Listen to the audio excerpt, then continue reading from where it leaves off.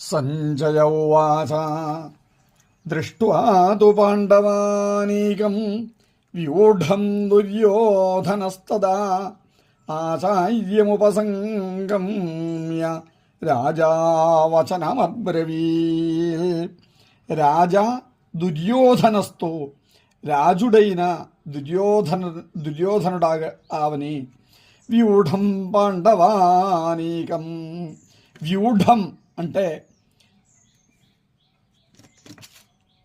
Ready చేసి పెట్టిన, అంటే వరుసగా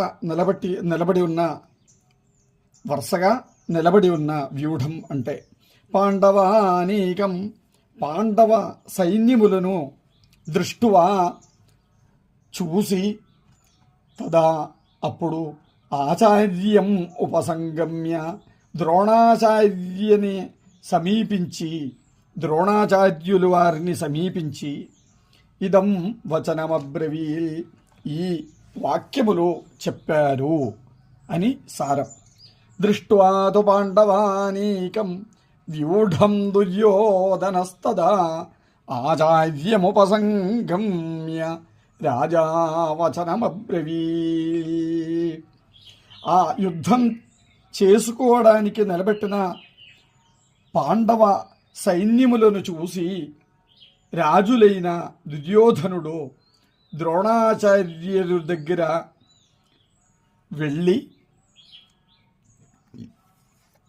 ఇక చెప్పబోయే శ్లోకం ప్రకారం అడుగుతారన్నమాట. ఆ ఏమడుగుతుందో అనేది ఇక వచ్చే 3వ శ్లోకం నుంచి చెప్తారన్నమాట. దృష్ట్వా తు పాండవానీకం వ్యూఢం దుర్యోధనస్తదా ఆచార్యముపసంగమ్య రాజా వచనమబ్రవీత్.